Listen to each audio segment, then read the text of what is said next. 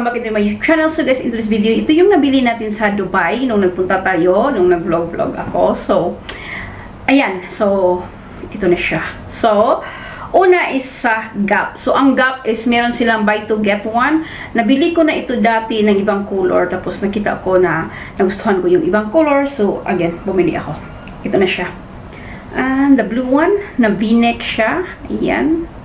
Next one is a, para siyang lighter gray, green, light gray green, something like that, hindi ko alam. Ganun. And the gray one, kasi hindi ko to nakuha nung time na yun, no? Nabili ko ito yung tatlong kulay dati. So, ayan siya sa Gap. So, next one is a Zara. So, ito ang nabili ko. Ito siya. Parang faded effect siya na manipis. Hindi siya sobrang nipis. Manipis na light material lang siya ba. So, nagustuhan ko. Merong black nito pero not available sa shop. Sa dalawang mall na pinuntahan ko, it's not available. Naghanap ako. So, kunin ko lang yon. Tapos, ayan. Baka available dito sa Abu Dhabi na size. So, ayan siya.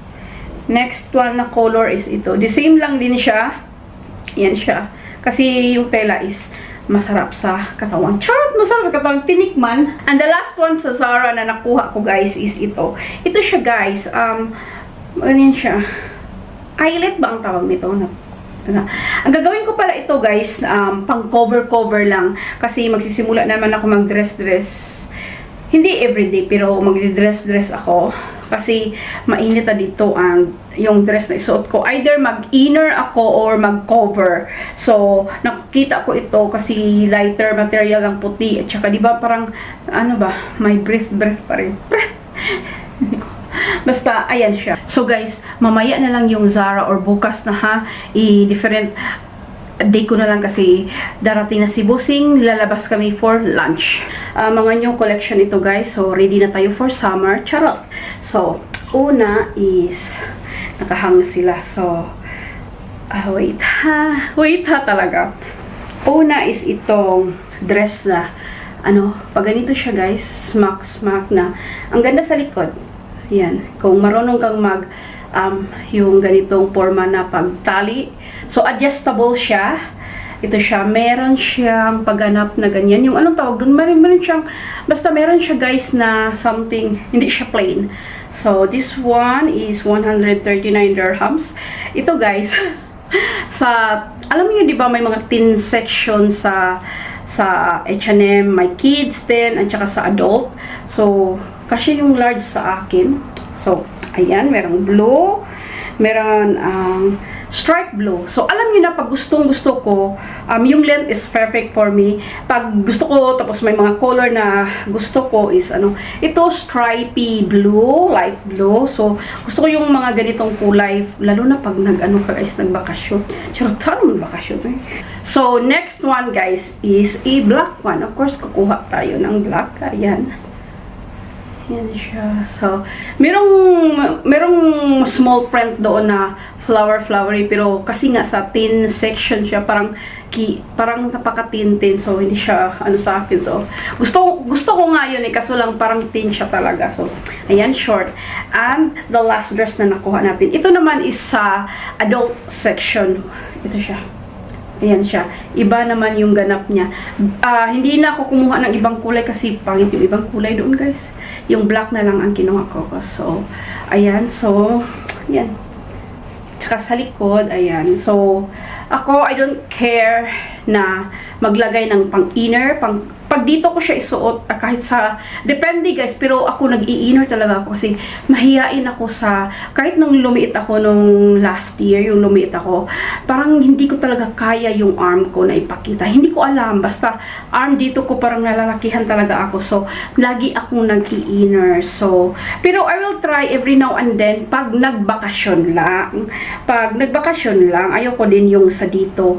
Dito mag-i-inner ka talaga kasi parang nakakaano ba sa ano na lang sa country, sa Muslim community or dito sa UAE. Kayong respect na lang. So, either cover or inner ako. Ito ha, different itong tatlo sa teen section. Ito sa adult section. And hindi smacky lang sa likod nung sa adult. Itong sa front is parang sweetheart siya or V-neck. Basta ganun siya. So, next one is, ito guys, binili ko na lang kahit wala pa kaming ganap. To be honest, wala pa kaming bakasyon or something. Pero, kumuha na ako kasi ito yung mga gusto kong kulay. Ito, swimsuit. Ayan siya, bathing suit. So, ayan, sa H&M. Of course, H&M, ito lahat. Ayan, dito nakasale. Dark blue at saka black para I'm into, before kung, if you know me, kahit anong kulay, kinukuha ko brighter, pero now parang nag-stick na ako sa darker, lalo na pag malaki yung chan. Malaki kasi talaga yung chan ko guys. So, ito siya, and ayan. And the last one na nakuha ko sa H&M is ito. Ito yung gagawin ko siya guys na pang cover sa bikini. Dati, lagi ako diba, meron ng dress talaga na yung cover na dress. Pero itry ko lang siya kung ano, is itong linen blend na nakalimutan ko anong pangalan nito guys. Yung ganito ba? Ano ba dito? Basta, ano bang pangalan nito? T-shirt? Basta lo, tapos ang kinuha ko yung pinakamalaki na para hayahay. Kasi di ba pag nagbe-beach ka tapos basa yung swimming costume mo or swimsuit mo, bathing suit mo, pag cover siya talaga. Gusto ko din ng may mga sleeves. Dati shorter sleeves ang gusto ko, pero ngayon na. Kasi pag nasa labas ka, example lang ha, nasa labas ka tapos basa ka tapos gusto mo pumasok sa may aircon, malamig din. So, yeah, ito may cover ang ko. Tapos lighter, stripy. Gusto ko kumuha pa ng isang kulay pero wala pa akong naisip na kulay. Gusto ko lighter kasi nga sa labas naman gagamitin para hindi heavy. And ito siya. So, ito is linen blend nga ito.